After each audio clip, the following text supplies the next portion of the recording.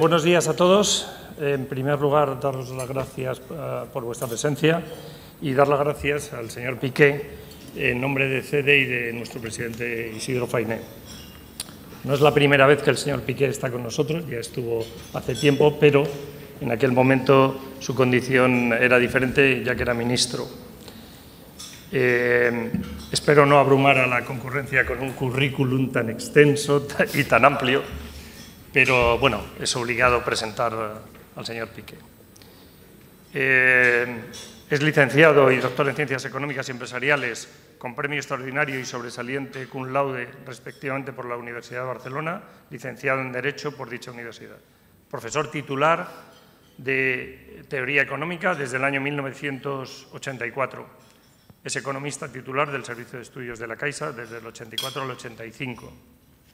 Director general de Industria de la Generalitat de Cataluña desde el 86 al 88.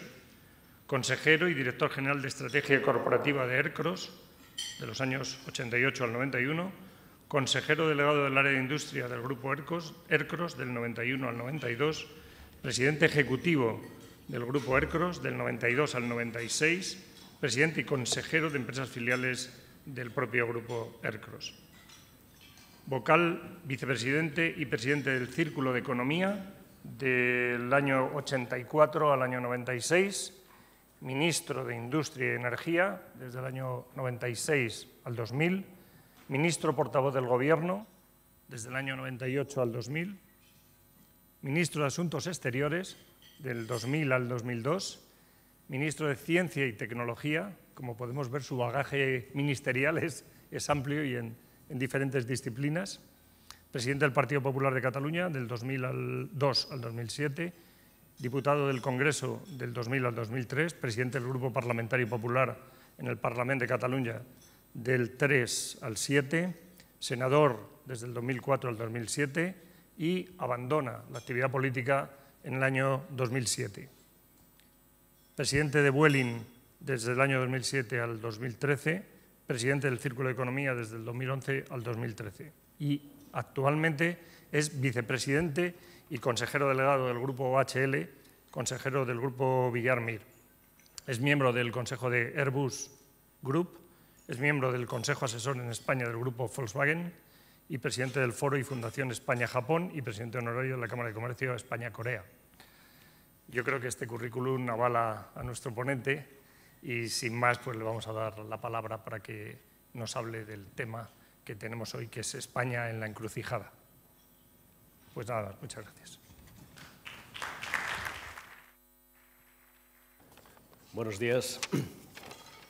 Muchísimas gracias por la presentación y sobre todo por la invitación y desde luego a todos ustedes, también los que nos siguen por vía virtual, por vía online, por agradecerles su presencia.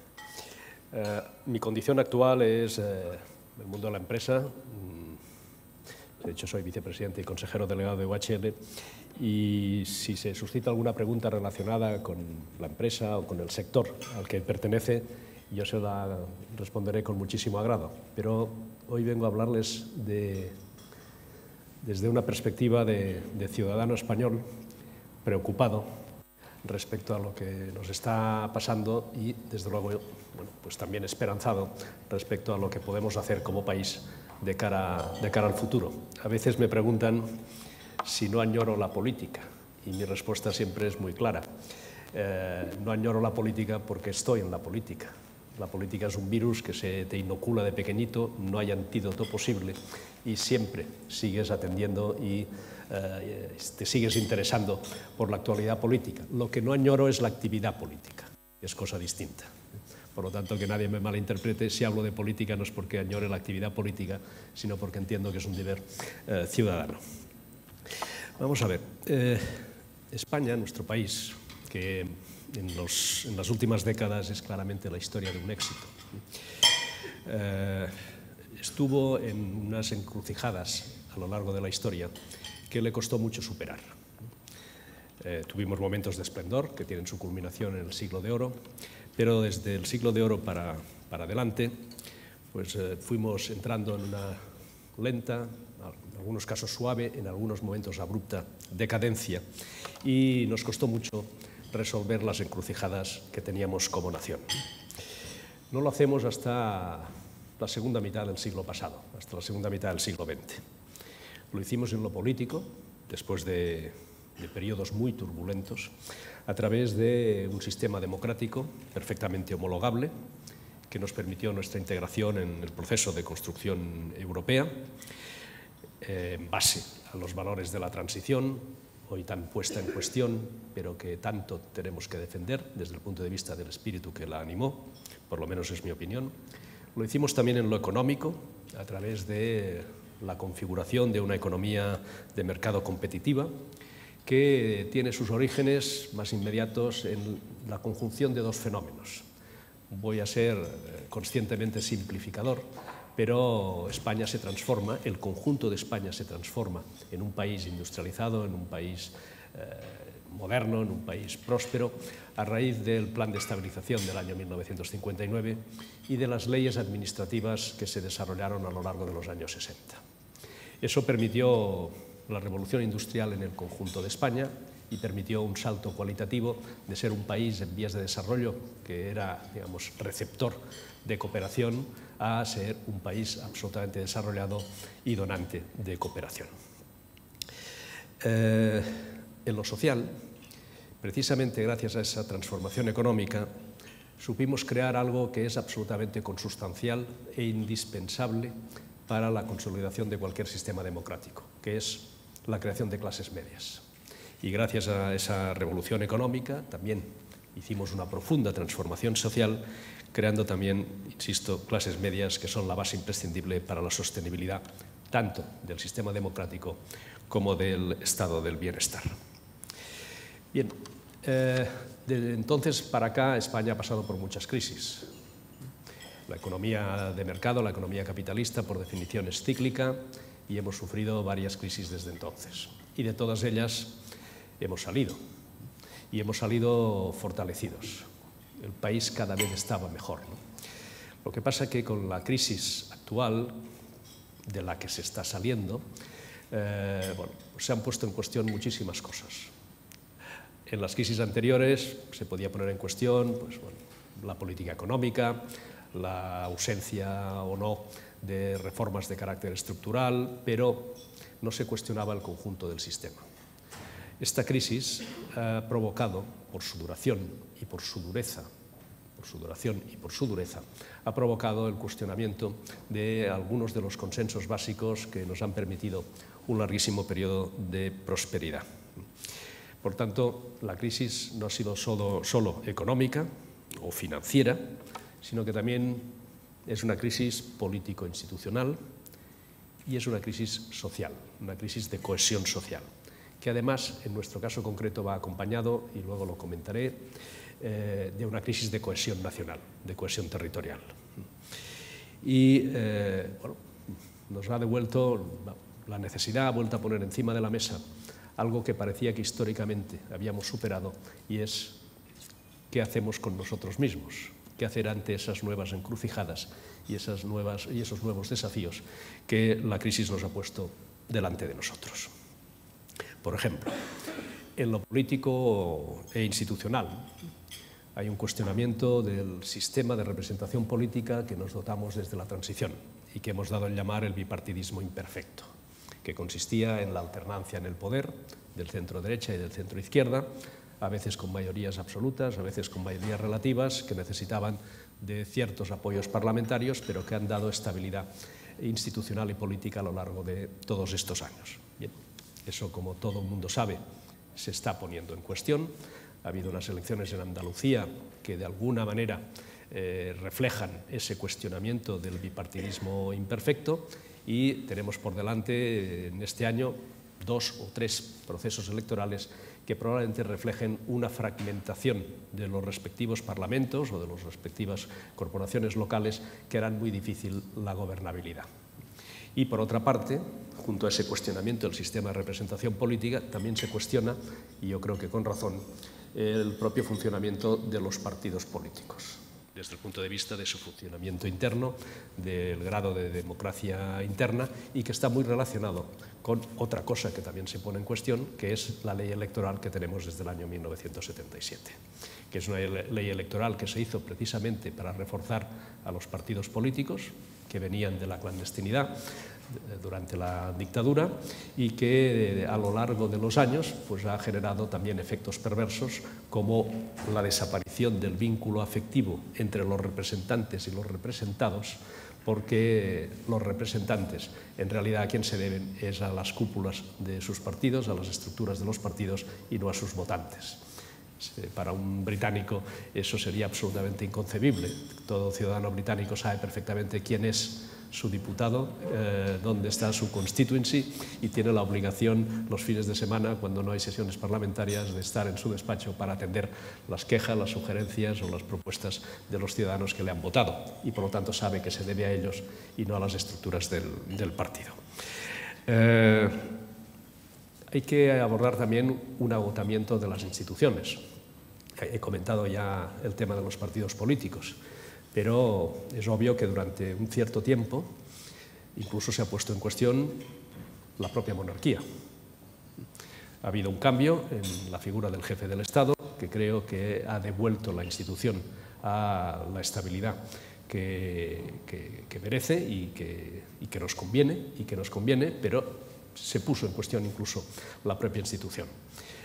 Eso creo que se ha resuelto bien, pero en cualquier caso es un reflejo de que todo está bajo debate.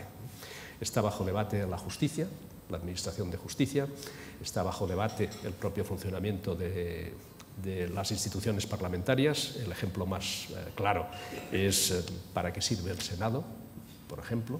O sea que hay toda una serie de cuestiones que nos llevan a si hace falta o no reformar la Constitución. La Constitución ha sido la más larga que hemos tenido a lo largo de toda nuestra historia. Si no recuerdo mal, desde el inicio del periodo parlamentario, con la Constitución de 1812, hemos tenido una docena de constituciones, y a mí me gusta mucho recordar que jamás hemos reformado ninguna. Simplemente cuando cambiaba el color político del gobierno se derogaba la Constitución y se hacía otra. No eran constituciones, por lo tanto, de todos, sino que eran constitución de parte.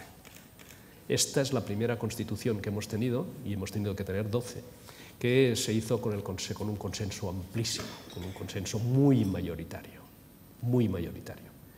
Y bueno, eso creo que no se debe perder. Y las constituciones que más duran, que más han durado en la historia de la humanidad, desde la Constitución de Estados Unidos, son precisamente aquellas que se saben ir adaptando a las circunstancias, que se saben reformar, pero que mantienen el consenso básico respecto al marco institucional que nos permite funcionar adecuadamente. Hay también, lógicamente, un debate, cuando antes hablaba de los partidos políticos, que va muy ligado a otro fenómeno que angustia, que a veces pues, incluso enoja, ¿no? Y con razón, que es la percepción de corrupción. Creo que sería injusto hablar de corrupción generalizada, pero es obvio que hay un amplio campo de corrupción, que afecta además a la práctica totalidad de los partidos políticos. Y en lo económico, perdón, antes de pasar a lo económico, y después también hay un cuestionamiento desde el punto de vista de la cohesión nacional, de la cohesión territorial. Este es un tema recurrente desde el siglo XIX en determinadas zonas de España, singularmente en Cataluña, después también en el País Vasco, algo menos desde otros sitios, pues se ha puesto en cuestión la propia estructura, la propia vertebración del Estado, y hemos tenido episodios a lo largo de la historia, incluso en algunos momentos tan trágicos como la Guerra Civil, que también tiene que ver con eso, además de con otras muchas cosas. Pero cuando acaba la dictadura y se hace la transición democrática y se elabora la Constitución del 78, se intenta dar una solución a un doble problema que teníamos entonces. Uno era pues, las aspiraciones de autonomía de determinados territorios del Estado, y otro era la aspiración a la descentralización administrativa después de venir de un régimen profundamente centralista, en el que el 91% del gasto público correspondía a la administración central, no había administración autonómica, y las administraciones locales, diputaciones y ayuntamientos, pues gestionaban apenas el 9% de la totalidad del gasto. Había una demanda, por lo tanto, de descentralización. Y la Constitución da una respuesta a esa doble demanda a través de la creación de eso que hemos dado en denominar el Estado de las Autonomías. La Constitución no imponía la creación del Estado de las Autonomías, simplemente la permitió. Había alternativas y, de hecho, la propia Constitución distingue a través del artículo 151 y del artículo 143 entre diversos niveles de acceso a la autonomía. Pero a raíz del referéndum andaluz, pues se generaliza el Estado autonómico, todo el territorio nacional está bajo un sistema autonómico, y eso ha permitido, pues, resolver muchos temas que estaban enquistados en la sociedad española. Y ha durado prácticamente 40 años, no está mal. No está mal, ha tenido cosas muy positivas, también cosas negativas, pero no se ponía en duda la unidad nacional. Recientemente se ha puesto en duda, no porque haya partidos independentistas, porque esos partidos independentistas han existido siempre. La diferencia sustancial, primero con el Plan Ibarretxe y ahora con el planteamiento desde la Generalitat de Cataluña, es que el planteamiento secesionista y soberanista se hace desde las propias instituciones. Eso no se planteaba desde octubre del 34 y todos sabemos cómo acabó esa aventura, pero la diferencia sustancial respecto a las décadas anteriores es que el planteamiento secesionista se hace desde las instituciones, que deberían ser de todos y no de parte, y que tiene una consecuencia que probablemente es la más negativa de todo este proceso, que es la propia división interna en las sociedades a las que afecta y en particular la sociedad catalana.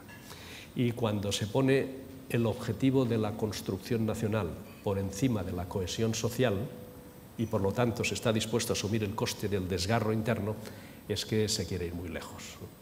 Bien, sobre este tema podríamos hablar, como es natural, horas, pero es obvio que también ha formado parte de las preocupaciones, la intranquilidad, la inquietud de nuestros conciudadanos en los últimos tiempos.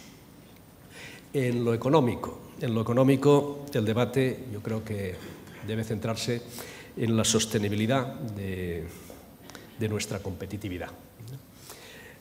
Cuando viene la crisis, en el tercer trimestre del año 2007, pronto ahora ya llevamos 7 años y medio, pronto ahora 8 años, nos dimos cuenta de que nuestro crecimiento anterior había descansado excesivamente sobre pilares muy frágiles. Y las consecuencias han sido durísimas en términos de destrucción de tejido empresarial, en términos de, sobre todo, de destrucción de empleo, en pérdida de expectativas de futuro para las generaciones más jóvenes y, por lo tanto, con un coste muy elevado, muy elevado. Y deberíamos aprender que lo importante no es que queramos evitar las crisis, que eso es materialmente imposible. La economía capitalista, por definición, es fluctuante, es cíclica, ¿no? Pero sí que es muy importante que siempre situemos en el frontispicio de la política económica y del comportamiento de los agentes económicos la competitividad. Porque la única manera de sobrevivir como economía desarrollada en un mundo cada vez más global y que está cambiando de centro de gravedad a una velocidad vertiginosa y ese centro de gravedad está cada vez más lejos de aquí, pues la única manera de sobrevivir en ese mundo, insisto, es a través de la competitividad. Y hemos recuperado competitividad y por eso estamos saliendo de la crisis. Hoy mismo el Banco de España, bueno, ayer, hoy lo mencionan los medios de comunicación, aunque ya lo sabíamos ayer, ahora perdónenme, voy a hacer un pequeño paréntesis sobre mi hilo argumental, pero que también refleja cómo están cambiando las cosas, ¿no? Es esa anécdota del hijo que le dice a su padre: oye, papá, ¿por qué estás leyendo hoy las noticias de ayer? Que eso también refleja una manera muy distinta de aproximarse a la información por parte de los jóvenes, ¿no? No se ve a un joven de 30 años para abajo, o sea, siendo más joven, con un periódico debajo del brazo. Eso ya no existe, ¿no? Es otro reflejo de cómo se están modificando las cosas. Pero en cualquier caso, hemos recuperado mucha competitividad sobre la base de un enorme sacrificio interno. Es lo que los economistas llamamos la devaluación interna. Hemos aceptado empobrecernos, reducir nuestra renta en términos reales y nuestra riqueza en términos reales para ganar competitividad. Eso en las crisis anteriores lo resolvíamos de otra manera, simplemente devaluábamos la moneda a través de una variable nominal como es el tipo de cambio. En esta ocasión, como no tenemos ese instrumento, no disponemos de política monetaria ni de política de tipo de cambio, no podemos controlar ni la cantidad de dinero ni los tipos de interés, pues lo hemos tenido que hacer a través de la modificación de las rentas y de la riqueza reales. Y eso ha permitido esa recuperación de competitividad que, junto con algunas medidas desde los gobiernos, pues han ayudado, ¿no? Han ayudado a que podamos hablar, y eso venía a raíz de mi paréntesis, de un crecimiento este año. El Banco de España lo sitúa en el 2,8, por ahí anda también el consenso de los analistas, o sea, estar creciendo en torno a un 3 y creando empleo de manera bastante significativa, pues es una magnífica noticia. ¿Qué reformas han ayudado? Bueno, unas se han hecho desde aquí, probablemente la más importante es la reforma del mercado de trabajo, y otras nos las han hecho desde fuera. La reforma del sistema financiero, a través del rescate del mismo, particularmente de un subsector del sistema financiero como eran las cajas de ahorros, y después sobre todo la política del Banco Central Europeo, que ha permitido un abaratamiento de las condiciones de financiación enormemente notable y que nos ha venido muy bien, ¿no? Además, ahora tenemos una cierta conjunción planetaria, ¿no? Porque junto a tipos de interés prácticamente en cero, bueno, pues una política monetaria expansiva por parte del Banco Central Europeo que está permitiendo, y parece que va a seguir así, una clara depreciación del euro respecto al dólar y a otras monedas, y además, por razones geopolíticas que después podemos comentar, también se ha producido un abaratamiento muy notable de los precios de la energía, que para un país como el nuestro, que importa la mayor parte de su energía de fuera y que tiene su base en los combustibles sólidos, pues también nos está viniendo muy bien. ¿Basta con esto? Evidentemente no. Hace unos días, tuve la ocasión de participar en la presentación de un libro de un buen amigo, de Javier Santiso, que se titula España 3.0, y el subtítulo es que España se debe resetear como país, nos debemos resetear. ¿Y qué significa resetear? Bueno, lo explico, la tesis es muy simple, ¿no? Durante siglos hemos tenido una España 1.0, que era la España agraria, la España rural, la España no competitiva, la España cerrada en sí misma. Supimos construir la España 2.0 a raíz del plan de estabilización y de la seguridad jurídica, de la capacidad de atraer inversión extranjera, de la capacidad de atraer turismo en cifras espectaculares, en la capacidad de financiar la acumulación de capital que nos permitió dar ese salto cualitativo. España 2.0. Pero la España 3.0 es la que se tiene que basar en otras cosas.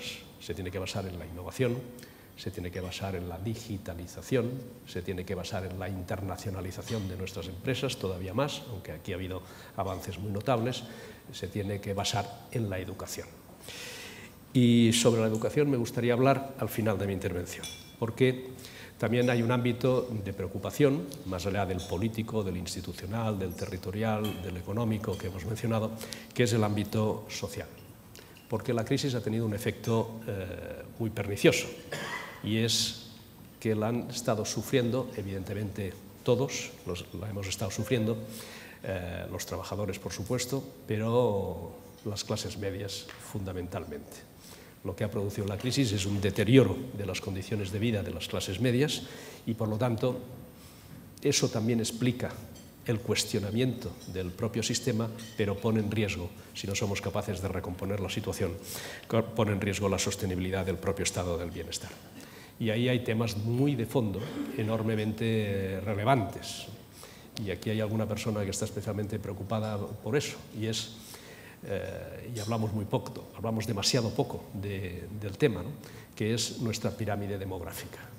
O sea, nuestra perspectiva desde el punto de vista demográfico es catastrófica y si no somos capaces de revertirla vamos a tener problemas muy serios relativamente a corto plazo, ¿no? Y eso también tiene otras consecuencias, ¿no? Es decir, me refiero al deterioro de las condiciones de las clases medias, y es que en buena medida hay una generación que ha roto con esa creencia generalizada que hemos tenido las generaciones anteriores, y es que nosotros íbamos a vivir mejor que lo que vivieron nuestros padres. Hay una falta de expectativas en buena parte de la juventud, hay una salida hacia el exterior que tiene componentes muy positivos, pero que también refleja un problema interno. Bien, en cualquier caso,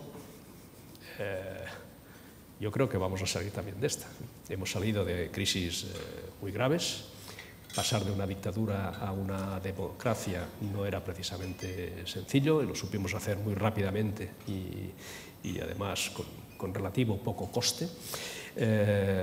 Por eso decía al principio que nuestro país es la historia de un éxito y tenemos que confiar en nuestras posibilidades, ¿no? Pero para que eso sea así, creo que es inevitable que sepamos reconstruir los consensos básicos sobre nuestras instituciones, sobre el funcionamiento de nuestro sistema político, sobre qué tipo de economía queremos, sobre dónde tenemos que poner las prioridades del gasto, sobre aquellas cosas que al final son básicas en la productividad y en la competitividad en el medio y en el largo plazo. Y hay cosas en las que estamos francamente bien. Y verán ustedes que en las cosas que estamos francamente bien, a pesar de las carencias que siempre existen, como es natural, son aquellas en las que ha habido consenso y, por lo tanto, que no se han modificado sustancialmente las políticas cuando se han cambiado los gobiernos. Me refiero, por ejemplo, a la sanidad o a un sector que ahora me compete a mí, que son las infraestructuras. En el barómetro de barómetros que elaboran los tres círculos, el Círculo de Empresarios en Madrid, el Círculo de Economía en Barcelona y el Círculo de Empresarios Vascos, pues lo que se hace es un seguimiento de los parámetros de competitividad que les recomiendo y bueno, muchas cosas estamos por debajo del promedio de los países de la OCDE, pero en otras cosas estamos bastante por encima. Y desde luego la dotación de infraestructuras es una de ellas. Nosotros a veces no somos conscientes, pero y nos quedamos en la anécdota de que hemos hecho aeropuertos sin aviones o estaciones del AVE sin pasajeros. Pero dicho esto, tenemos una dotación de infraestructuras físicas, de transporte, francamente bueno. ¿Nos quedan cosas? Evidente.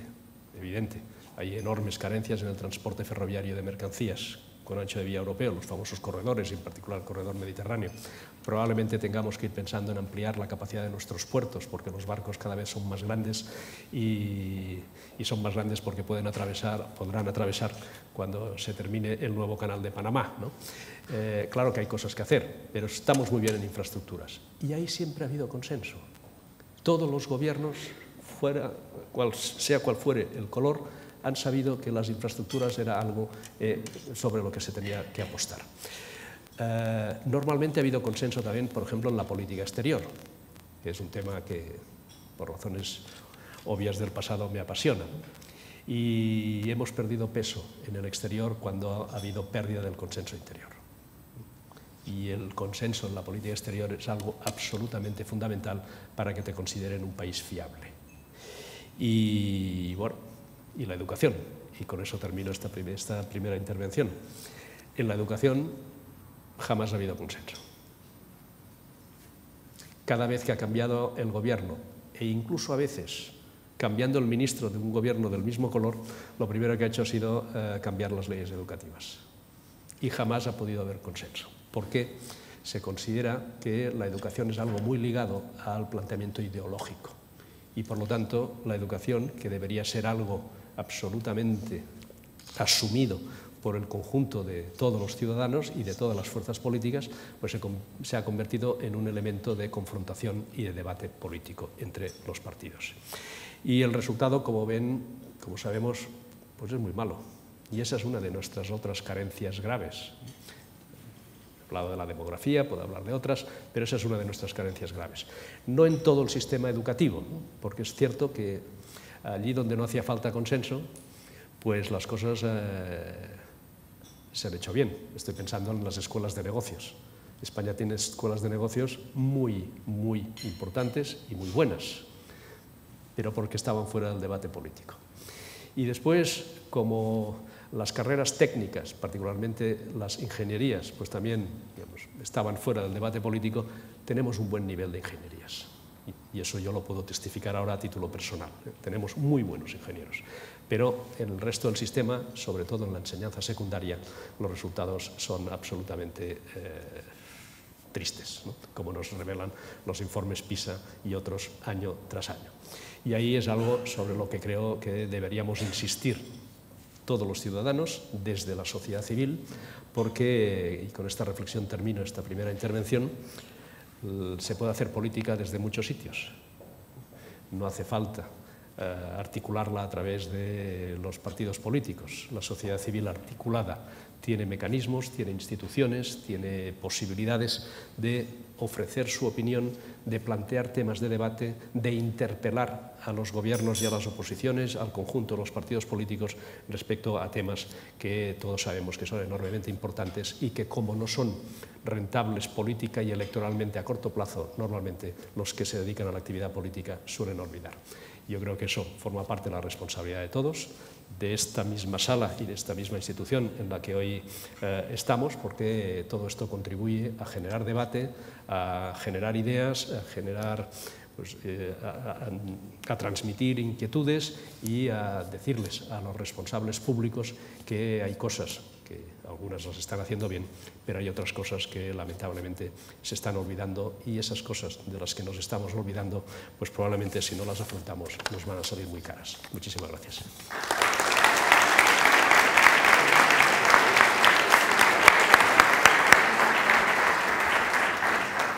Muchas gracias al señor Piqué por, yo creo que esta, sobre todo, sosegada, calmada y brillante presentación.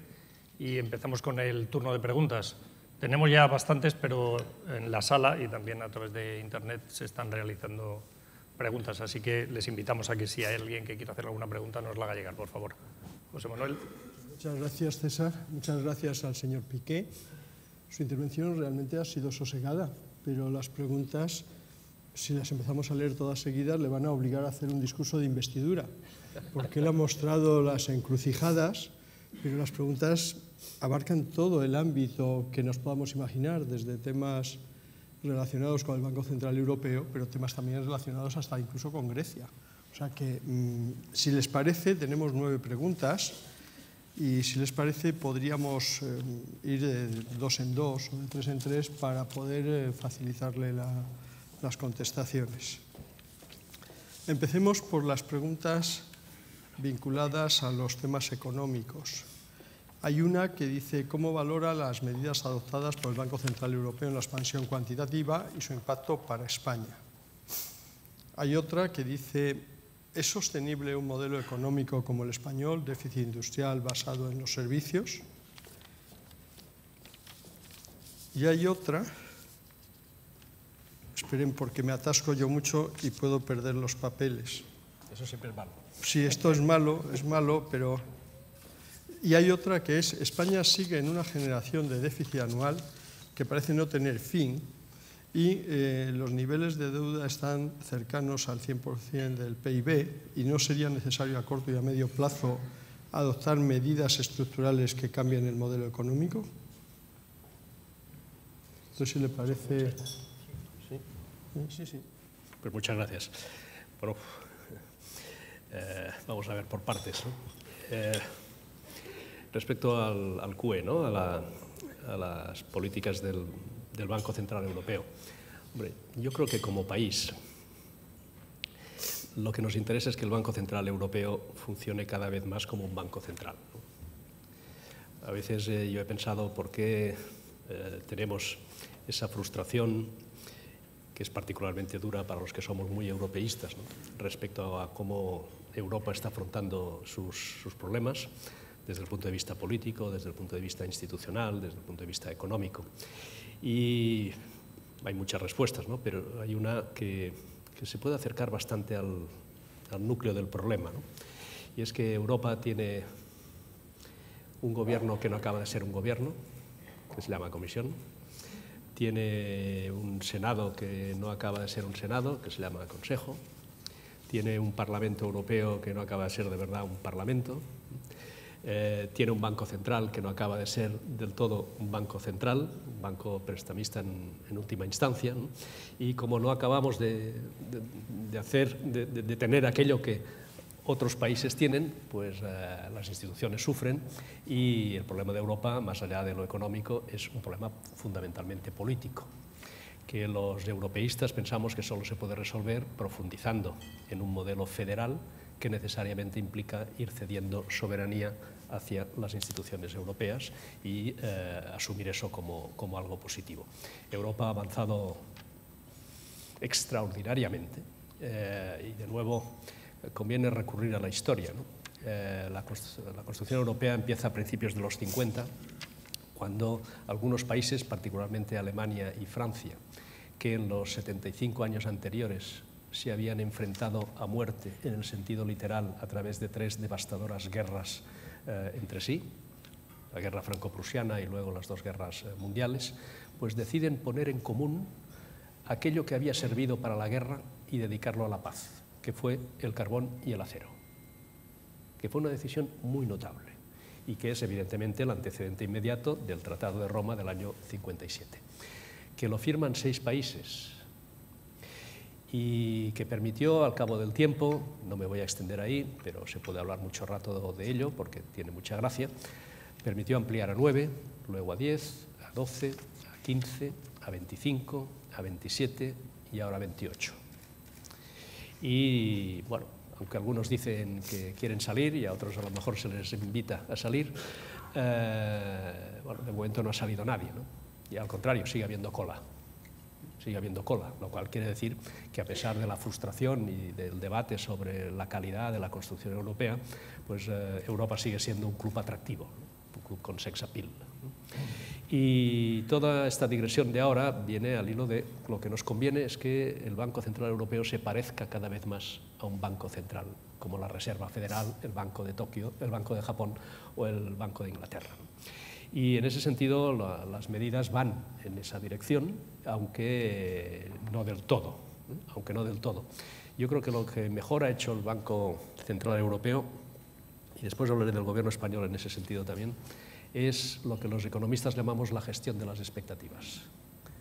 Y en eso el señor Draghi está demostrando ser un maestro, porque basta con que haga algunas declaraciones en la rueda de prensa como para que los mercados financieros pues se recompongan, ¿no?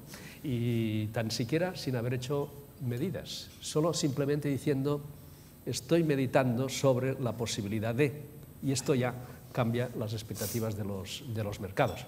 Recuerden ustedes que cuando aquí estábamos absolutamente angustiados, incluso con la perspectiva de un rescate, con la prima de riesgo prácticamente en 650 puntos, pues salió el señor Draghi y dijo aquello de, y con el euro en cuestión, y dijo aquello de mírenme ustedes a los ojos, ¿no?, y léanme ustedes los labios, voy a hacer todo lo necesario, insisto, todo lo necesario para la sostenibilidad del euro. Y eso permitió casi de manera inmediata que las primas de riesgo cayeran en centenares de puntos, ¿no? Y ahora con las expectativas de esa política expansiva por parte, a través de la compra de deuda en los mercados secundarios, pues a través de esas expectativas de política expansiva que apenas todavía no se han materializado, pues ya efectivamente vemos efectos inmediatos como la propia depreciación del euro respecto al dólar, incluso antes de que la Reserva Federal ponga en marcha de verdad el famoso tapering que se nos viene anunciando desde hace tanto tiempo, ¿no? Por tanto, yo creo que el Banco Central Europeo lo está haciendo bien, con las limitaciones que tiene, porque además todos debemos recordar que a diferencia de la Reserva Federal, el Banco Central Europeo, por estatutos, solo puede tener un objetivo, que es el mantenimiento de unas determinadas tasas de inflación. Esa está siendo la excusa para una política expansiva, porque no está entre los cometidos del Banco Central Europeo ni el nivel de actividad económica ni la reducción del desempleo, cosa que sí que está en los objetivos de la Reserva Federal. Pero como tenemos tasas de inflación muy bajas o incluso negativas, pues eso es lo que permite argumentar al Banco Central Europeo que tiene que desarrollar políticas expansivas, no tanto para devolver el crecimiento, sino para generar un poquito más de inflación, pero todo ayuda, si non è vero ben trovato. Después ligo con el déficit y la deuda y hablaré al final del modelo productivo, ¿no? Es verdad que se ha hecho un esfuerzo de reducción del déficit público, yo creo que muy moderado, que ahora además corremos el riesgo, estamos en el año electoral, descanse más en los incrementos de recaudación derivados de la mejora de la actividad económica que no en auténticos esfuerzos en el recorte del gasto, y que en cualquier caso eso, lógicamente, bueno, pues, sigue incrementando la deuda. En la medida en que hay ya y se puede sostener en el futuro superávit primario, pues bueno, en algún momento le daremos la vuelta, pero es cierto que el nivel de deuda pública respecto al PIB, que ya está en torno al 100, pues es realmente altísimo y una de las losas que tenemos que superar, y solo tiene un camino, que es un esfuerzo mayor en la reducción del déficit público. Pero aquí, si me permiten la expresión coloquial, con la política del Banco Central Europeo y los tipos de interés prácticamente a cero, pues nos ha venido Dios a ver, ¿no? Porque eso también ayuda enormemente. Y eso me lleva a los momentos dramáticos del debate sobre el famoso rescate, que al final se limitó a una línea de crédito que ha permitido pues, afrontar las quiebras, no se puede llamar de otra manera, de cajas de ahorros muy importantes, ¿no? Y, por lo tanto, evitar lo que se llama el riesgo sistémico. Yo creo que eso, además, pues, se ha hecho razonablemente bien, ¿no? Cuando estábamos en ese debate angustioso, después de la caída de Grecia, de Irlanda y de Portugal, y después de Chipre, de la que nadie se acuerda, pero que también está en rescate, el problema que teníamos era evidente, ¿no? Pero distinto de los países rescatados. Los países son rescatados cuando se les cierra el grifo del acceso a la financiación exterior.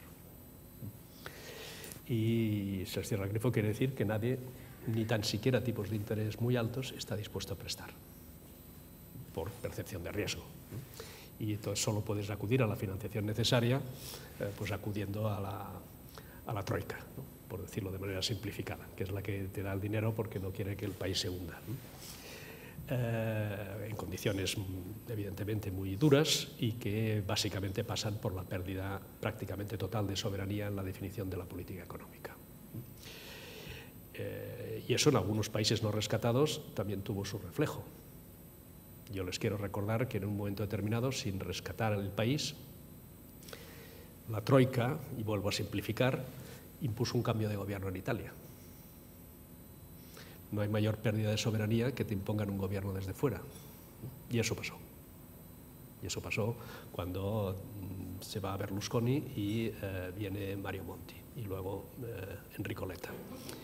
Bien, España no tenía ese problema. España podía seguir en esos, incluso en aquellas circunstancias y con la prima 650, podía acudir al mercado de capitales y conseguía financiación. Lo que pasa es que conseguía financiación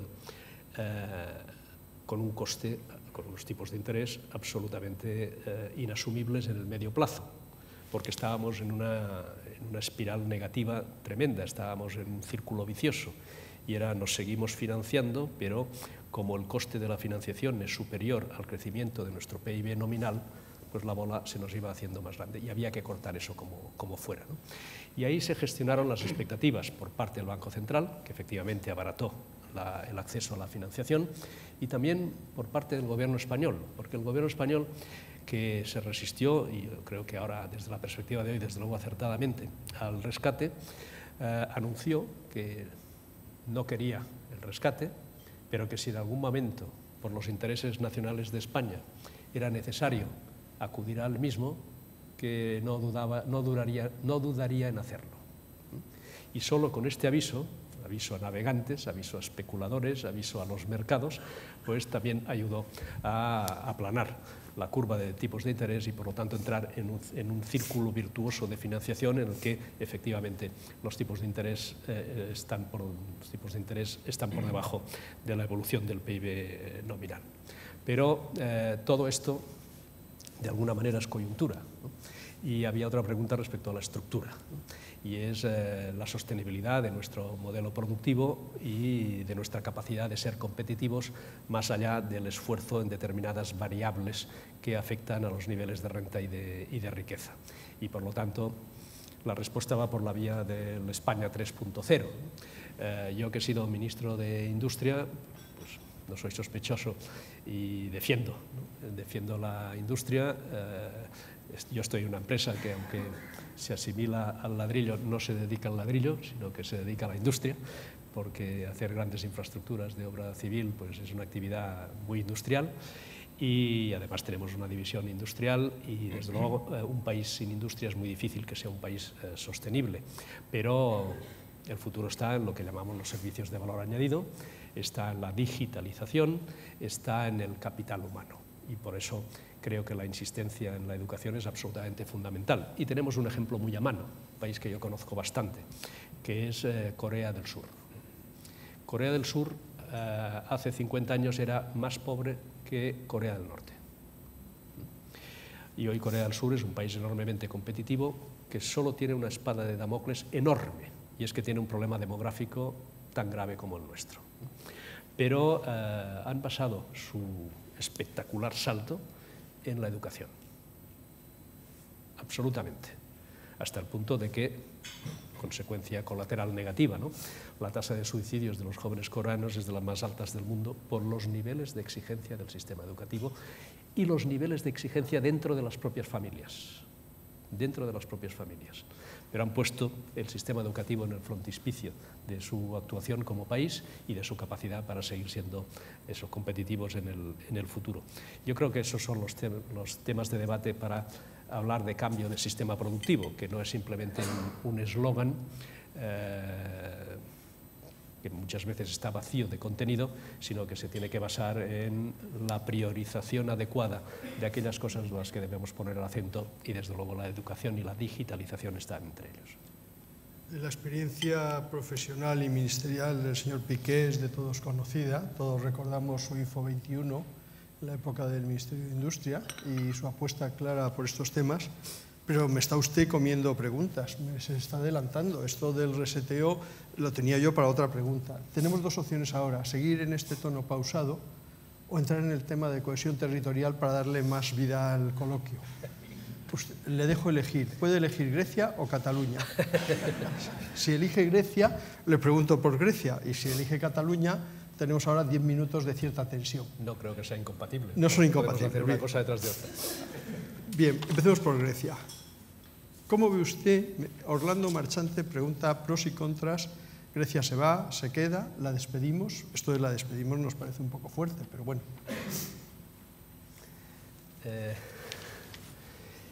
Empezaré contándoles una anécdota, ¿no? Una vez le preguntaron a François Mitterrand, a la sazón presidente de Francia, que por qué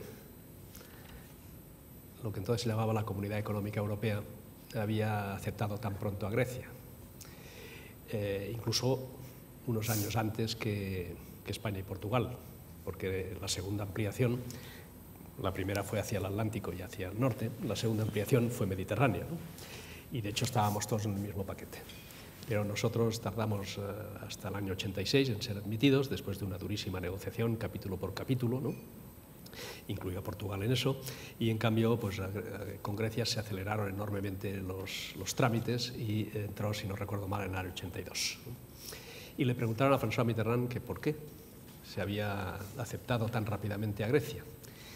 Y él, Mitterrand, que era un gran cínico, ¿no?, dijo: eso es culpa del pedante de mi antecesor, Valéry Giscard d'Estaing. Porque mi antecesor creía que incorporando a Grecia iba a incorporar a los valores clásicos de la civilización occidental y que eso le daría riqueza y fuste y contenido a la construcción europea hecha por los bárbaros del norte. Y claro, Giscard d'Estaing olvidó que esa Grecia clásica desapareció hace miles de años y desde luego ya definitivamente con la toma de Constantinopla, ¿no?, hoy Estambul, y que desde entonces han pasado 5 siglos. Grecia ha formado parte del Imperio Otomano y se han convertido en una tribu otomana. Cuento esta anécdota para intentar ilustrar algo que ha sido una constante, ¿no? Todos los gobiernos griegos, hasta que llega Papandreou George y se le ocurre contar la verdad, nos han engañado con las cuentas. Grecia es un país que apenas paga impuestos, es un país en el que, bueno, pues la falta de compromiso colectivo pues es patente y eso acaba, pues, evidentemente generando muchos problemas, ¿no? Con todo esto que estoy diciendo, creo que estoy anticipando un poco lo que pienso, ¿no?, respecto a qué tenemos que hacer con Grecia. Yo creo que lo último que debemos de hacer es ahora levantar el pie del acelerador. Eso sería muy negativo.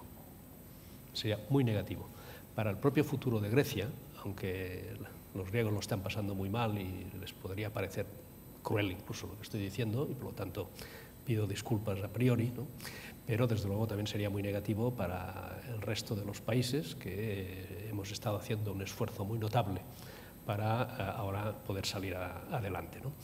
Yo creo que hay que seguir exigiéndole a Grecia que a cambio de ayudarles tienen que acometer de verdad profundísimas reformas en el funcionamiento de su sistema. Y si no acometen esas reformas, Grecia seguirá siendo, pues, un tumor muy serio que puede acabar afectando al conjunto del organismo. Yo creo que esos deben ser los términos del debate. Me gustaría hacer una puntualización en el tema de Grecia, solamente un tema. Primero, vamos, yo no puedo estar más de acuerdo con tus reflexiones. Yo creo que hay que encarar los problemas. Grecia hoy, tal cual país, es un país inviable, pero inviable absolutamente. Por tanto, si quieren ayuda, o hacen las reformas y, digamos, entran en una cierta ortodoxia, o verdaderamente el tumor va a estallar. Ese es el problema, más pronto o más tarde. Porque hay un elemento crítico en Grecia, en el presupuesto. Es el segundo país que más invierte, o que más gasta, mejor dicho, perdón, no invierte, en temas de defensa, solo por detrás de Estados Unidos. Pero ¿qué sentido tiene que un país como Grecia esté dilapidando miles y miles de millones en defensa, cuando tiene a la gente que se le está muriendo de hambre? Eso es una puntualización que yo creo que corrobora precisamente. Tú eres un poco más pausado a la hora de expresarlo, pero yo creo que estas cosas lo que denotan es que es una irresponsabilidad absoluta y, por tanto, a Grecia hay que tomar las medidas oportunas. Y Grecia, además, debería agradecer o bien la ayuda con las reformas o bien la salida del euro. Es la única manera donde el país va a retroceder 20 años en el tiempo, pero para tomar impulso otra vez. Es que si no es un país inviable, es que no hay manera. Perdón por la interrupción. Pues puedo añadir 2 matizaciones más, ¿no? El tema de defensa responde a lo que antes hablábamos, ¿no?, porque eso es otomano.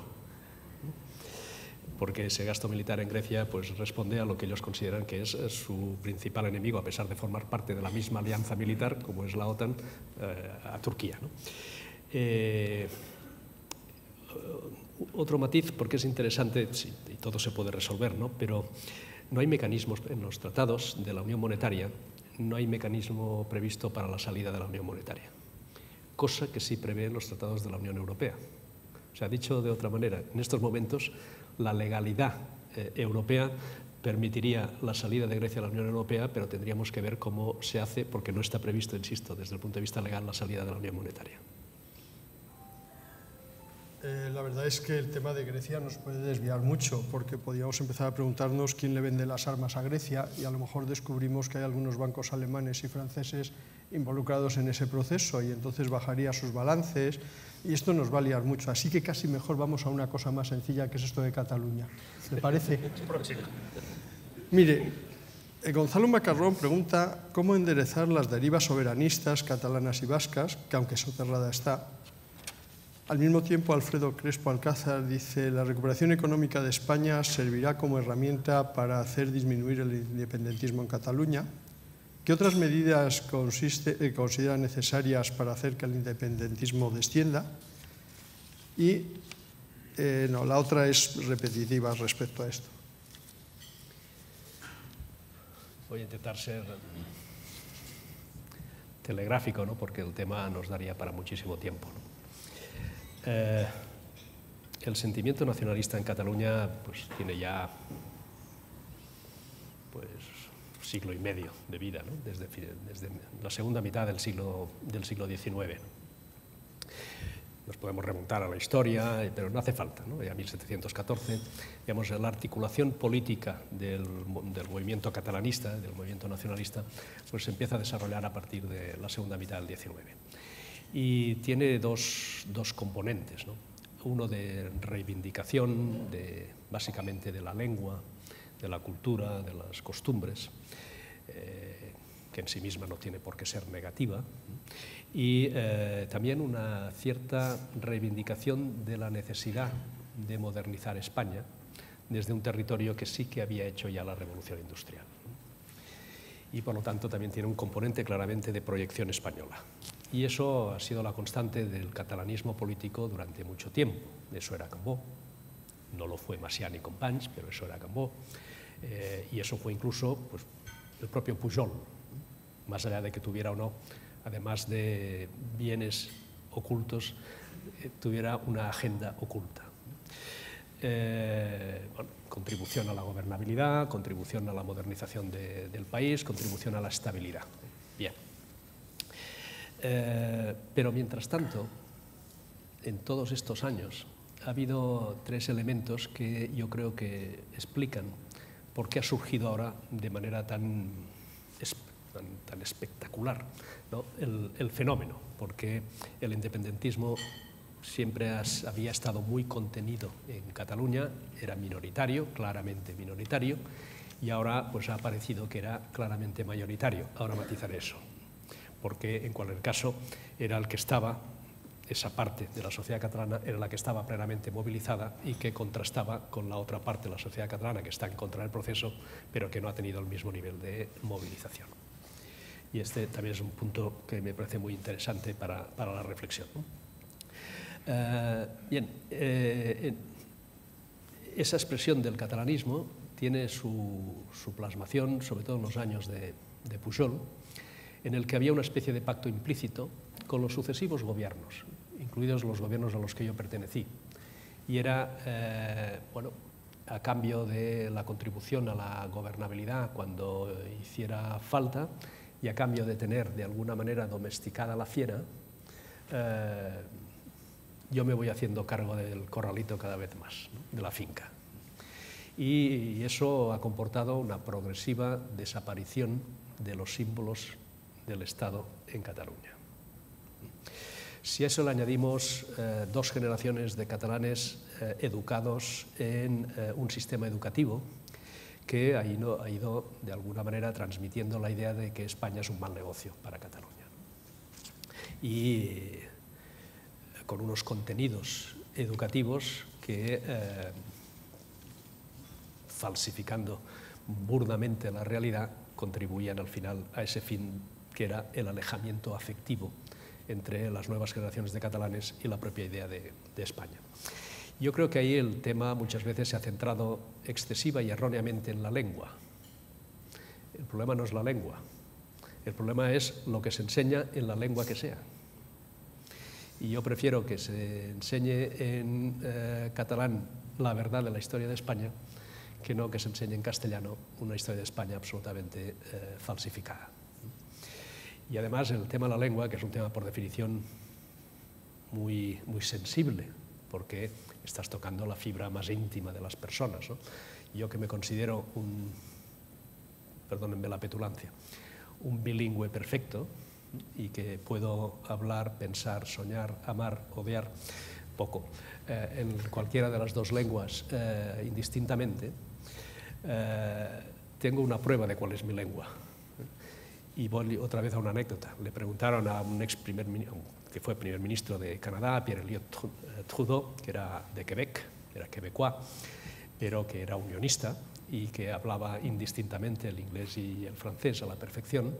Pues le preguntaron en qué lengua se sentía más a gusto, ¿no? Y él dijo, no, con las dos, me resultan absolutamente indiferentes, como me pasa a mí. Y la pregunta subsiguiente fue, oiga, y cuando usted cuenta para sí, ¿en qué cuenta? Y él dijo en francés, yo cuento en catalán. Bueno, por tanto, le estoy hablando de un tema que se hunde en porque al final es la lengua que te ha enseñado tu madre, ¿no? Con la que te ha educado desde pequeñito. Bien, por tanto, el problema no hay que situarlo ahí, en mi opinión, ¿no? El problema hay que situarlo en cuando se enseña que la guerra civil fue una guerra de España contra Cataluña, o que 1714 fue una guerra de secesión en la que Cataluña perdió sus libertades en lugar de una mera guerra, una guerra de sucesión y de debate dinástico, pero donde no se ponía en cuestión la continuidad de España, que cuando vuelve Felipe VII, el llamado deseado, y entra por Cataluña, pues se le aclama con gritos de Visca España, Visca Fernando, ¿no? Y tantas, y que la guerra de independencia en realidad no se llamaba guerra de la independencia, se llamaba la guerra del francés, porque, claro, hablar de la guerra de la independencia lo que quería decir es que los catalanes, igual que el resto de los españoles, y ahí tenemos al tambor del Bruc, pues lo que querían era echar a los invasores franceses de nuestro país, ¿no? Por tanto, la educación. Y ahí es verdad que también conviene recordar otra cosa, ¿no? De las cosas que probablemente se hicieron con la mejor fe, pero que han tenido después resultados negativos.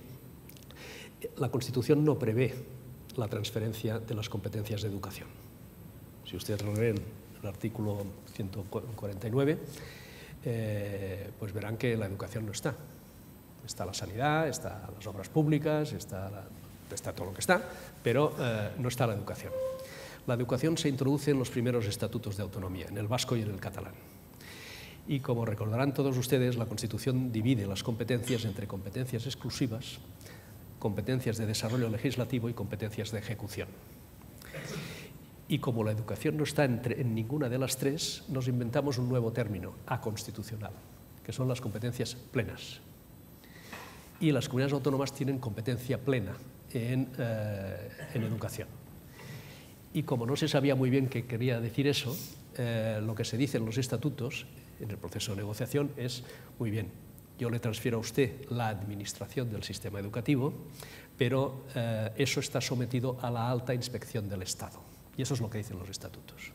Esa alta inspección del Estado no ha existido, simplemente. Y eso ha permitido que al final cada comunidad autónoma explique la historia y la geografía como tenga por conveniente. Y hay que decir que ahí no solo es el mundo nacionalista el que tiene algo que decir, ¿no? Yo suelo decir siempre que los niños madrileños se saben mejor los afluentes del Lozoya que no donde nace el Ebro, ¿no? Pero en cualquier caso, sistema educativo. Y luego los medios de comunicación. Y yo creo que ahí también ha habido, por parte de todos, una cierta dejación de responsabilidades respecto a los contenidos de los sistemas de comunicación públicos, pagados entre todos, pero orientados de una determinada manera, orientados a los intereses de una parte, y también pues, una cierta dejación respecto a los mecanismos de subvención a medios de comunicación privados. Y me voy a quedar ahí para no enfadarme ya excesivamente con demasiada gente, ¿no? Pues ahí hay tres ámbitos, los símbolos del Estado, la educación, los medios de comunicación, en los que desde luego hay que hacer trabajo político. Y eso es hacer pedagogía, es hacer política, es incrementar la presencia del Estado en Cataluña. Yo creo que, por ejemplo, el rey Felipe VI en ese sentido lo está haciendo particularmente bien, porque es muy importante eso, ¿no? Y después otra cosa, y con eso termino por lo menos en esta primera aproximación, y es, si alguna virtualidad ha tenido el 9 de noviembre, con ese pseudo referéndum, es que ya los tenemos contados. Ahora ya todos sabemos, incluidos ellos, ahora ya sabemos cuántos son. Y son muchos, muchos. y con una capacidad de movilización solo similar a la de Corea del Norte, porque la famosa V, con todos allí alineados y sabiendo todo el mundo dónde tenía que estar, pues yo creo que solo se consigue en los países con vocación totalitaria. Pero son muchos, pero no parece que sean la mayoría. Y aquí hay algo que para mí es clave, ¿no? Si no son la mayoría, yo más bien creo que estamos hablando de una sociedad de tercios.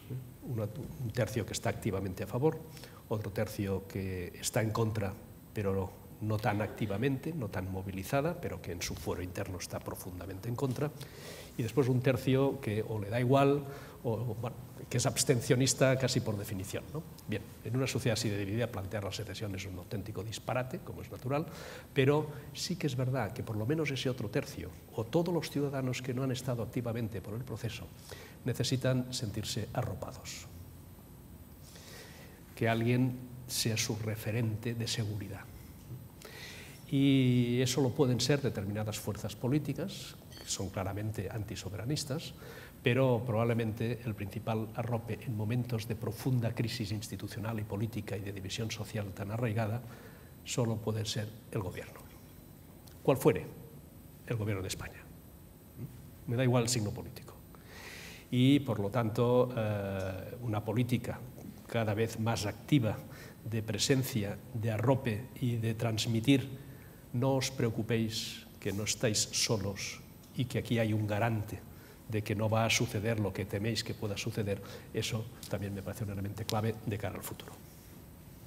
Muchísimas gracias. Ciertamente lo de la gobernabilidad y la alta inspección educativa han ido siempre unidas, y entonces yo creo que se ha ido desmontando esa alta inspección y ha dado origen a estos temas. Pero de todas maneras, los medios de comunicación yo creo que están volviendo a poner en situación. Yo recuerdo un artículo de hace 6 semanas de Joan de Sagarra que glosaba como un historiador pretende que en este centenario de Santa Teresa parece ser que Santa Teresa había nacido en Cardona, y lo titulaba La gallina catalana. Yo les pido que, si tienen interés, que lo busquen, porque es un artículo delicioso, porque estamos llegando en ese tercio a decir cosas pues muy sugerentes, no digamos en relación con Cervantes. Pero vayamos ahora a otro tema menos histriónico que estas cosas. Perdón, solo una, porque antes, como he mencionado los bienes ocultos y la agenda oculta de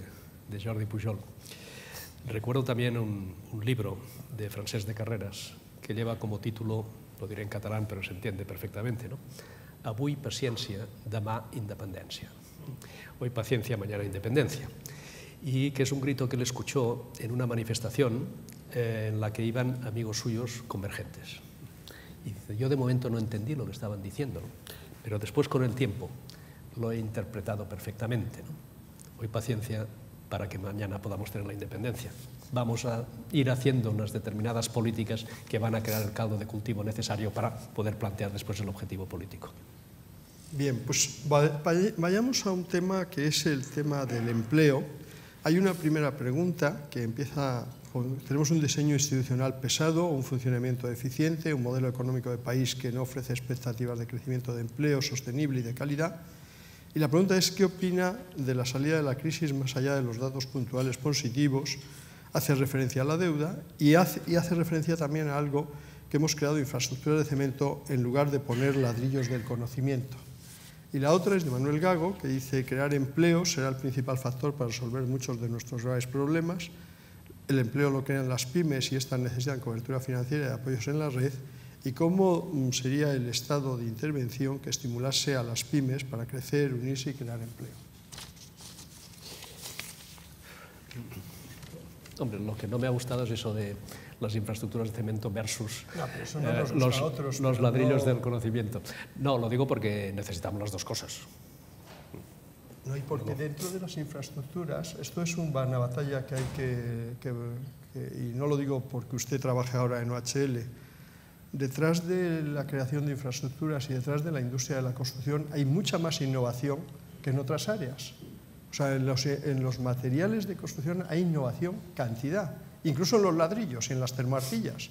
Lo que pasa es que le hemos cargado ese San Benito y lo mezclamos todo. Entonces, yo ya no vuelvo a hablar más.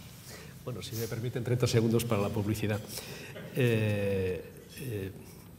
OHL decidió en su momento que su futuro pasaba por el negocio de concesiones, por la internacionalización, y hoy más del 85% de nuestra cifra de ingresos viene de fuera.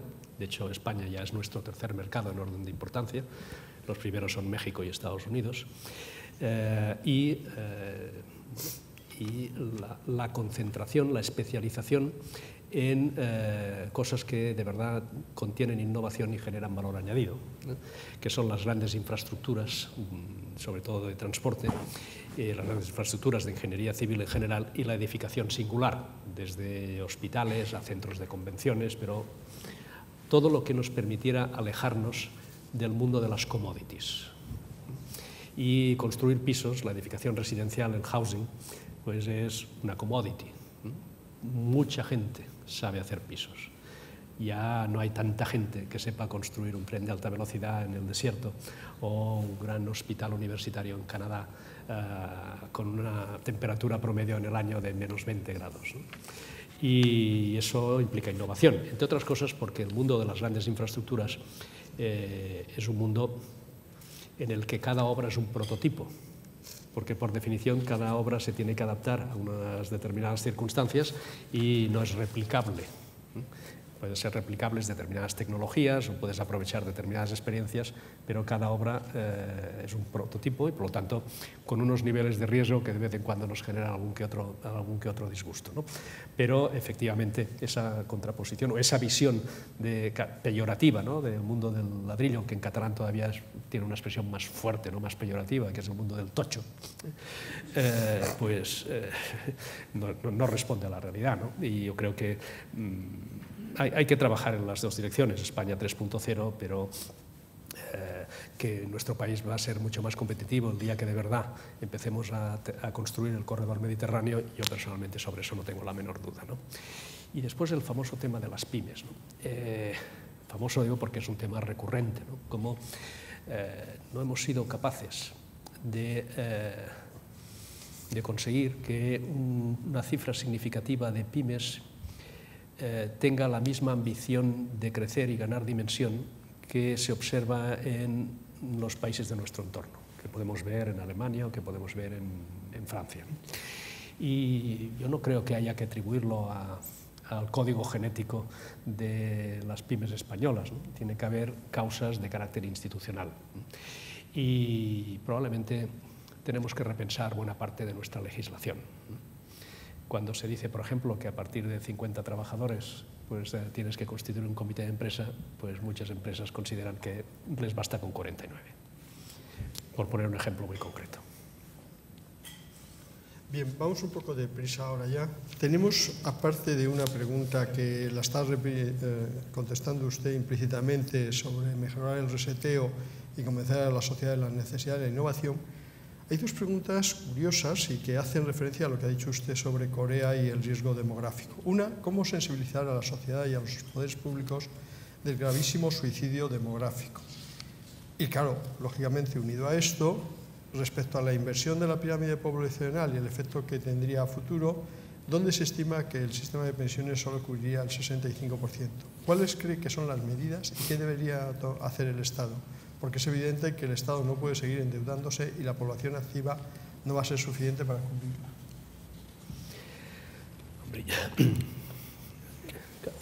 El tema demográfico no es un tema nuestro, ¿no? Solo nuestro, quiero decir. Muchos países desarrollados lo tienen. Nosotros venimos de una historia, digamos, opuesta, ¿no? Hasta los años 60. Y a principios de los 70, España tenía un dinamismo demográfico extraordinario, y éramos una sociedad joven, ¿no? Y a partir de un determinado momento, que va asociado también a dos fenómenos, ¿no?, positivos en sí mismos, que son la consolidación de un cierto estado del bienestar y la incorporación de la mujer al mercado de trabajo, pues nuestras tasas demográficas, de crecimiento demográfico, pues han ido descendiendo. Y ahora estamos en una situación casi de pirámide invertida. Y eso les pasa a los coreanos, les pasa a los japoneses y les pasa a los rusos por razones además específicamente rusas, ¿no? Y es que los rusos tienen una tasa de mortalidad normalmente alta que va asociada con altísimos niveles de alcoholismo. Y Rusia, que es el país más inmenso de la Tierra, incluso después de la desmembración de la Unión Soviética, nada menos que en 15 estados soberanos, uno de ellos, la Federación Rusa, sigue siendo de largo el país más extenso de la Tierra. Pero hay enormes zonas dentro del país, particularmente en la Siberia Oriental, que prácticamente están despobladas. Y justo al lado tienen países como China, que son 1.300 millones de habitantes, ¿no? Y por lo tanto con unas consecuencias incluso desde el punto de vista geopolítico y geoestratégico que conviene no obviar. Pero eso no, que sea un problema en muchos países no significa que acudamos al mal de muchos, ¿no? Porque tenemos un problema muy serio. ¿Qué acometieron, por ejemplo, los países? Y yo desde luego la solución no la tengo, pero sí que puedo tener algún referente, como el de los países nórdicos. Los países nórdicos, que fueron los primeros en construir estados de bienestar muy notables, empezaron a experimentar ese problema de forma muy acusada. Cuando nosotros éramos demográficamente muy dinámicos, los países nórdicos se convirtieron en países demográficamente muy estáticos, ¿no? O incluso regresivos. Y los gobiernos, la mayoría de ellos además socialdemócratas, lo digo porque a veces parece que eso de la defensa de la demografía sea de derechas, ¿no? No, la defensa de la demografía pues, o lo asumimos todos o va a ser esto muy grave, ¿no? Gobiernos socialdemócratas iniciaron políticas muy agresivas de apoyo a las familias y de apoyo a la natalidad. Eso significa también gastarse dinero, significa cambiar la legislación, significa buscar fórmulas de conciliación entre el trabajo y el hogar, buscar fórmulas de igualdad en el comportamiento entre géneros, bueno, políticas de estas de largo plazo. ¿Por qué los políticos no se suelen tomar en serio estas cosas? Bueno, en el caso de los países nórdicos, estoy pensando ahora en Suecia, que tuvieron gobiernos socialdemócratas durante décadas, pues probablemente podían pensar en largo plazo. Pero cuando la expectativa es la alternancia, los políticos piensan menos en el largo plazo y se concentran en las próximas elecciones. Y eso hace que de alguna manera se alejen por eso nos alejamos en temas como la educación, o por eso nos alejamos en temas como el tema demográfico, porque bueno, yo tengo unas elecciones el mes de noviembre que me vienes ahora a contar de que dentro de 10 años nuestro sistema de pensiones no va a ser sostenible. El que esté entonces, pues ya que arree, ¿no? Y ya espabilará. Y eso va ligado al último comentario, ¿no? Claro, si seguimos así, aunque alarguemos la edad de jubilación, que yo creo que esa es una tendencia inevitable, y aunque promovamos la incorporación de más población activa que efectivamente trabaje, pues esto no será sostenible, ¿no? Si no seguimos generando niños que puedan en su día entrar en el mercado de trabajo y trabajar y cotizar. Y eso, la verdad es que tiene que ser difícil, es difícil, ¿no? Porque ahora mientras estaba hablando me ha venido a la memoria el ejemplo de Japón, ¿no? Ustedes saben que en Japón ahora hay un primer ministro que ha ganado de nuevo las elecciones, que es Shinzo Abe, que tiene una política económica que hemos dado a denominar la Abenomics. Y la Abenomics tiene 3 flechas. Una es lo que ellos llaman una política monetaria activa, es decir, expansiva, una política presupuestaria flexible, es decir, incremento de los gastos, pero también incremento de los impuestos, y ese fue el motivo por el cual anticipó la convocatoria electoral. Y la tercera flecha, Certarro, que es las reformas estructurales. Y una de las reformas estructurales, que esas son siempre las que se tardan más en hacer, ¿no? Una de las reformas estructurales es cómo hacer compatible la masiva incorporación de la mujer japonesa al mercado de trabajo, porque la tasa de población femenina activa en Japón es extremadamente baja y eso permitiría al país, pues efectivamente, generar mucha más riqueza y salir del estancamiento que tienen desde hace más de 2 décadas, y cómo hacer eso compatible con la necesidad de políticas activas también de revitalización demográfica y que las mujeres japonesas se decidan a tener muchos más niños de los que tienen, ¿no? Bueno, yo creo que hay fórmulas y los nórdicos nos demostraron que con imaginación se pueden encontrar. Lo hemos hecho perfecto, porque tenemos solo 3 minutos. Le voy a hacer 2 preguntas y usted no va a tener posibilidad de hablar ni de Podemos ni de Ciudadanos. Simplemente con 2 respuestas así fáciles cerramos el tema y nos vamos. La primera es, ¿cree que el sistema bipartidista ha muerto y cómo valora el aparente nuevo orden político? Con una pincelada general, evita usted hablar de los otros y nos vamos. Y luego, Manuel Gago ha hecho aquí una especie de esquema de los males de la patria actuales como si fuera Macías Picabea. Pero le voy a hacer solo la pregunta, ¿considera que abriendo los partidos políticos con transparencia, listas abiertas, limitando mandatos, separando la gestión pública, ampliando la independencia de los órganos de control y comunicando a la sociedad las responsabilidades de todos, especialmente a los jóvenes, etcétera, ¿usted cree que esto es posible? Como me quedan 3 minutos apenas, ¿no? A ver, 1 minuto y medio para cada cosa. Sobre lo primero, bueno, no sabemos cuál es la dimensión de la crisis del sistema bipartidista, ¿no?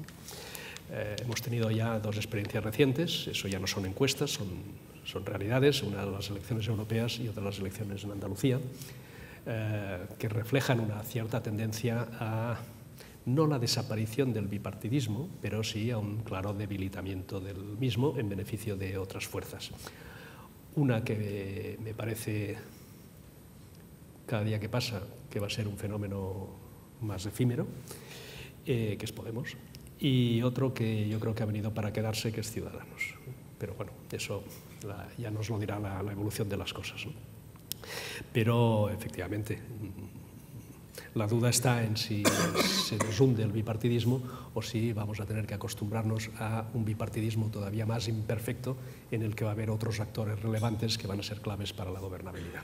Y vamos a tener que saber cómo gestionar eso. Y en el último minuto y medio de toda esta lista, ¿no? Y yo no puedo estar más de acuerdo. He mencionado antes el ejemplo británico, ¿no? Miriam González, que es la esposa del vicepremier, ¿no? de Nick Clegg, Miriam Clegg, me comentaba que, bueno, lo que antes he mencionado, para un británico sería inconcebible que cada uno de nosotros como ciudadanos supiéramos quién es nuestro representante. Y que le parecía también inconcebible que la confección de las listas pues, no se hiciera a través de procesos abiertos, transparentes y democráticos y sin participación, digamos, autoritaria por parte de los aparatos de los partidos, ¿no? Yo creo que eso, que tiene su origen en la necesidad de fortalecer a los partidos a la salida de la dictadura, pues cuanto antes se hiciera mejor. De hecho, yo, desde la sociedad civil, hay muchas iniciativas en ese sentido, yo participo en alguna de ellas que pues, tenemos planteamientos muy similares a los de la lista, porque estamos convencidos que para la regeneración de la salud democrática de España y la existencia de mayor transparencia y de mayor solidez institucional y democrática, pues todo esto es muy necesario. ¿Cuál es el problema? Y no quiero terminar con una nota pesimista y me sabe mal, ¿no? Pero el problema está muy claro. Los que deberían acometer estas reformas son precisamente aquellos que saldrían perjudicados en sus intereses. Y desde las Cortes franquistas no hay experiencias de harakiris en política. ¿Y por qué las Cortes franquistas se hicieron el harakiri? Porque la presión social era tan fuerte que incluso los procuradores en Cortes sabían que por más que se resistieran, la ola se los iba a llevar por delante. Pues la única posibilidad que yo veo es que el grado de presión desde la sociedad sea tan fuerte y tan potente y la voz sea tan alta que incluso los responsables políticos que se verían perjudicados con un cambio en las reglas del juego, pues acepten que no van a tener más remedio porque si no la ola se los llevará por delante. Muy bien, bueno, pues primero agradecerte tu excelente disertación y desde luego en cualquier caso la profundidad de las respuestas con un sentido común y, sobre todo, vuelvo a repetir, con una paz en las reflexiones que yo creo que hacen que algo que hemos hablado aquí, que es la educación y la formación, creo que hoy todos los que estamos en esta sala hemos recibido una buena lección. Lección en sentido positivo.